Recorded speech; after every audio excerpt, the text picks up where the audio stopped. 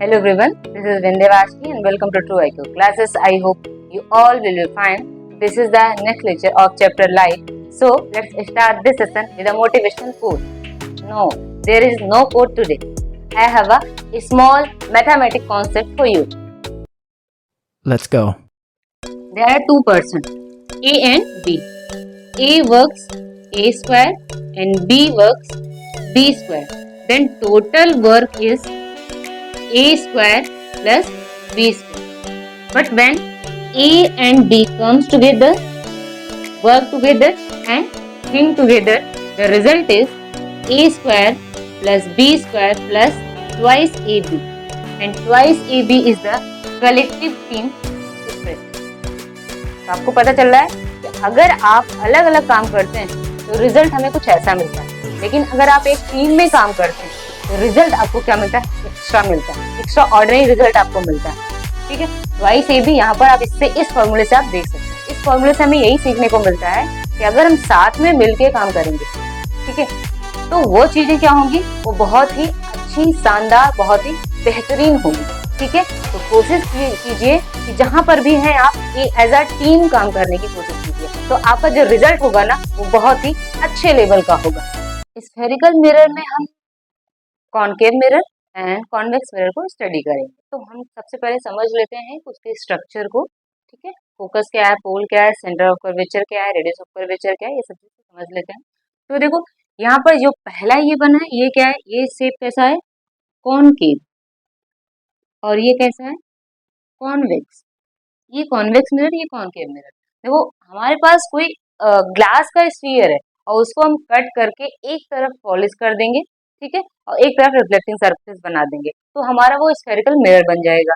अब जैसे हमने कॉनकेव, केव की तरफ हमने क्या है? रिफ्लेक्टिंग सरफेस है, केव मतलब गुफा ना, जैसे ऐसे इस तरह का केस है, तो ये हमारा ये क्या होगा? यहाँ पर जो रिफ्लेक्टिंग सरफेस होगा, और इस तरह हमने क्या कर दिया? पॉलिश कर दिया।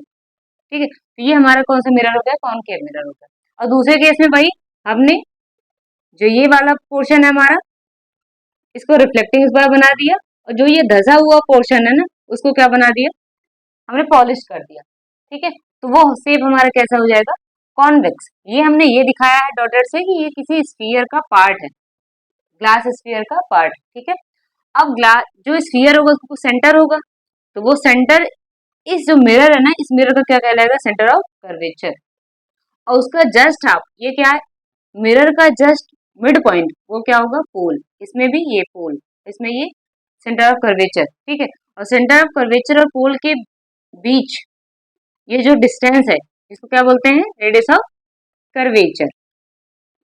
ठीक है, यहाँ भी ये रेडियस ऑफ कर्वेचर, जिसको हम आर से रिप्रेजेंट करते हैं। और इसका जस्ट हाफ, जहाँ पे फोकस है, अभी हम बात करेंगे फोकस क्या है, तो फोकस और पोल के बीच में जो गैप है उसको क्या बोलते हैं? Focal length. इसको स्मॉल एफ से रिप्रेजेंट करते हैं, इसको भी स्मॉल एफ से रिप्रेजेंट करते हैं। ठीक है, और ये हमारा क्या है? M1 M2, ये मिरर का अपर्चर है। ठीक है, मिरर का अपर्चर, जहां से रिफ्लेक्शन, जिस पार्ट से रिफ्लेक्शन हो रहा है, उस पार्ट को हम क्या बोल रहे हैं? अपर्चर। ये हम कर सकते हैं कि जो ये मिरर है, मिरर का जो डायमीटर है वही क्या होगा? अपर्चर होगा। ठीक है, और ये जो कहाँ से? सेंटर ऑफ कर्वेचर पोल से होकर एक लाइन जो जाएगी ना, उसको क्या बोलेंगे? प्रिंसिपल एक्सिस बोलेंगे। ठीक है, तो छोटे छोटे डिफिनेशन है, देख लेते हैं। सबसे पहले क्या है? Principal axis, the straight line passing through the centre of curvature and pole of a spherical mirror is called principal axis. Centre of curvature pole से होकर जो लाइन जाएगी वो क्या होगी? प्रिंसिपल एक्सिस होगी। नेक्स्ट हमारा क्या है? Pole, the centre of spherical mirror is called pole. Spherical mirror का जो सेंटर पार्ट होगा, सेंटर पॉइंट होगा, वो क्या होगा? पोल होगा। ठीक है, इसको पी से रिप्रेजेंट करेंगे। सेंटर ऑफ कर्वेचर, इसको हम सी से रिप्रेजेंट करेंगे। The centre of curvature of a spherical mirror is the centre of the hollow sphere of a glass of which mirror is a part. मतलब जिस होलो स्फीयर का mirror part है, उसका centre ही क्या होगा? मिरर का centre of curvature होगा, जो कि पहले हम डिस्कस कर लिया हमने। ठीक है, और फिर रेडियस ऑफ कर्वेचर क्या होगा? The radius of curvature of a spherical mirror is the radius of the hollow sphere of the glass of which the mirror is a part. जिस होलो स्फीयर का मिरर पार्ट है, उसका ही radius यहाँ पर mirror का क्या होगा? Radius of curvature होगा। ओके, अपर्चर, अपर्चर क्या? M1 M2। इसको हम यहाँ से रिप्रेजेंट करें M1 M2। That portion of a mirror from which the reflection of light actually take place is called aperture of mirror. जहां से रिफ्लेक्शन हमारा हो रहा है जितने जितने पोर्शन से, वो हमारा क्या हो जाएगा, अपर्चर हो जाएगा। ये हम सीधे सीधे बोल दें, इस मिरर का जो डायमीटर होगा वही डायमीटर हमारा क्या होगा, अपर्चर होगा। ओके, चलो ये छोटे छोटे बस डिफिनेशन थी कि आपको ये चीजें पता होनी चाहिए मिरर के बारे में, तभी हम इमेज फॉर्मेशन अच्छे से स्टडी कर पाएंगे। ठीक है, चलो फिर बढ़ते अपने नेक्स्ट टॉपिक पे। तो यहाँ पे कॉनकेव मिरर और कॉन्वेक्स मिरर की डेफिनेशन है, देख लेते हैं। अ concave mirror is a curve mirror where the reflecting surface is on the inner side of the curve shape। जैसे ये हमारा पास कैसा है, ये एक कर्व शेप है, तो इनर साइड में इसका क्या होगा, रिफ्लेक्टिंग सरफेस होगा। ये आउटर साइड होगा और ये इनर साइड होगा, तो रिफ्लेक्टिंग सरफेस इस साइड होगा और इस साइड हम क्या कर देंगे, पॉलिश कर देंगे। पॉलिशिंग को हम ऐसे कुछ रिप्रेजेंट करेंगे, सिल्वर की कोटिंग कर देते हैं, फिर उसके बाद हम पेंट लगा देते हैं सिल्वर की कोटिंग को प्रोटेक्ट करने के लिए। ठीक है, तो ये जो आउटर साइड है वो तो पॉलिश्ड होगा और जो इनर साइड है वो कैसा होगा, हमारा रिफ्लेक्टिंग सरफेस होगा। तो इस तरह का अगर आप शेप देखेंगे तो वो कैसा होगा हमारे पास, उसको क्या बोलेंगे, कॉनकेव मिरर बोलेंगे। और कॉन्वेक्स में क्या है, convex mirror is a curve mirror where the reflecting surface bulges out. Bulges out mean जैसे आउटर साइड बोलेंगे हम, bulges out towards the light source, जैसे ऐसा कुछ। बल्जेस आउट मतलब ये वाला पोर्शन, ये। और जो अब ये इनर साइड जो होगा ये क्या हो जाएगा, ये पॉलिश हो जाएगा। और आउटर, ये अब इसके लिए आउटर साइड ये होगा, ये क्या हो जाएगा, ये रिफ्लेक्टिंग होगा। ठीक है, तो ऐसा शेप दिखेगा तो आप क्या समझेंगे, इसको कॉन्वेक्स मिरर है। ठीक है, बाकी कॉन्वेक्स कॉनकेव मिरर आप देख करके उसको टच करके भी आप फील कर सकते हैं कि कॉनकेव है या कॉन्वेक्स है, क्योंकि कॉनकेव कैसा होगा, जैसे स्पून, सबसे बड़ी एग्जांपल है आपका स्पून का। स्पून का जो ये सरफेस है, ठीक है, बल्जेस आउट सरफेस, अगर ये रिफ्लेक्टिंग है तो कॉन्वेक्स है, और अगर ऐसा इनर साइड अगर रिफ्लेक्टिंग है तो वो कैसा है, हमारा कॉनकेव है। ठीक है, अब बात करते हैं principal focus and focal length की, इंपॉर्टेंट। ठीक है, अब हमने दोनों का केस लिया है, हमारे पास कॉनकेव मिरर है और ये क्या है, कॉन्वेक्स मिरर है। और कॉनकेव मिरर को दूसरा नाम हम क्या देते हैं, कन्वर्जिंग मिरर। क्यों, क्योंकि ये लाइट को क्या करती है, कन्वर्ज करती है। लाइट कहीं से भी आ रही हो तो उसको क्या करेगी, एक पॉइंट पर कन्वर्ज करने की कोशिश करती है। और दूसरा ये क्या करता है, ये क्या करता है, लाइट को डाइवर्ज करता है, इसलिए दूसरा इसका नाम क्या है, डाइवर्जिंग मिरर। कॉनकेव मिरर को और नाम क्या कहते हैं, कन्वर्जिंग मिरर, और कॉन्वेक्स मिरर को क्या बोलते हैं, डाइवर्जिंग मिरर। क्यों, क्योंकि लाइट को ये डाइवर्ज करती है और ये लाइट को क्या करती है, कन्वर्ज करती है। जैसे हमने एक एग्जांपल लिया है यहाँ पर, दो लाइट सोर्स हमने, दो लाइट रे हमने लिया, ठीक है, फर्स्ट और सेकंड। अब ये क्या है, प्रिंसिपल एक्सिस के पैरेलल है। ठीक है, अभी हम बात करेंगे कि रूल ऑफ इमेज फॉर्मेशन। तो प्रिंसिपल एक्सिस के पैरेलल है तो कैसे जाती है, फोकस से जाती है, फोकस से आ रही है कोई रेस तो कैसे जाती है, पैरेलल हो जाती है।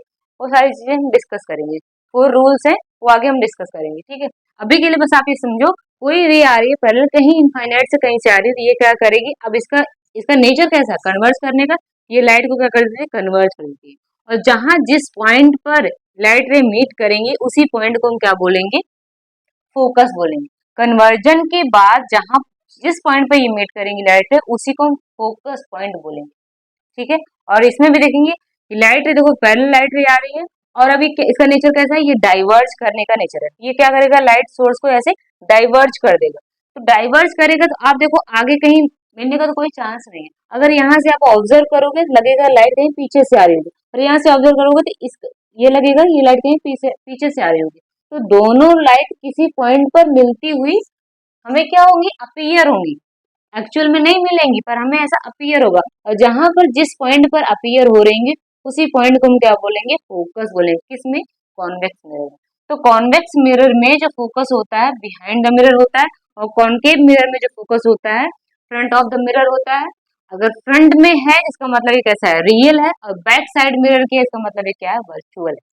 ठीक है, एक्चुअल में यहाँ पर लाइट रे मीट हो रही है, वहां पर इमेज बनेगी, और वो फ्रंट में बन रही है, इसका मतलब वो क्या है, रियल है। और ये बिहाइंड द मिरर, तो मिरर के पीछे हमें पता नहीं कहाँ पे क्या मिल रही है, लाइट मिल भी रही है नहीं मिल रही है, एक्चुअली मिलती ही नहीं है, हमें केवल लगता है। ठीक है, तो वो पॉइंट हमारा क्या होगा, वो वर्चुअल होगा, यहाँ रियल होगा, यहाँ रियल फोकस मिलता है, यहाँ पर वर्चुअल फोकस मिलता है।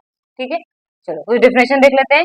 The principal focus of a concave mirror is a point on the principal axis, कहाँ पर, प्रिंसिपल एक्सिस पे, at which the light rays parallel to the principal axis converges after reflection.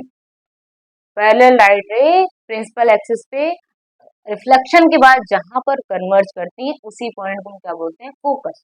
और focus और पोल के बीच की distance क्या हो जाती है, फोकल लेंथ। अब तो ये इसका हो गया कॉनकेव। कॉन्वेक्स में देखिए, the incident ray coming parallel to the principal axis after reflection appear, देखो यहाँ पे केस है appear to diverge from a common point. इस पॉइंट से क्या हो रही है, डाइवर्ज करती हुई दिख रही है। ठीक है, on the principal axis this point is called principal focus of convex mirror, principal focus of convex mirror। ठीक है, focal length of a spherical mirror is the distance between pole and principal focus। पोल और दोनों का यही होगा, ये पोल और focus के बीच का डिस्टेंस ये फोकल लेंथ होगा। इसको स्मॉल एफ से रिप्रेजेंट करेंगे, इसको भी हम स्मॉल एफ से रिप्रेजेंट करेंगे, फोकस और पोल के बीच का डिस्टेंस। ठीक है, चलो, और the focus of a concave mirror is in front of the mirror and real. ठीक है, फ्रंट में बनती है और कैसी है, रियल है फोकस। और focus of a convex mirror is behind the mirror and virtual, mirror के पीछे बनता है और कैसा होता है, वर्चुअल होता है। ठीक है, आई होप चीजें क्लियर हुई होंगी। अब हमारे पास क्या है, हमारे पास इमेज फॉर्मेशन, हमें ये रूल पढ़ने, इमेज कैसे फॉर्म होगी। ठीक है, और क्या क्या रूल को फॉलो करना होगा, 4 रूल्स हैं। उसको जब हम जब रूल को हम समझ लेंगे तो इमेज फॉर्मेशन में हमें कोई प्रॉब्लम नहीं आएगी। ठीक है, तो आज के लिए बस इतना ही, मिलते हैं फिर अपने नेक्स्ट लेक्चर में, तब तक के लिए bye bye and take care.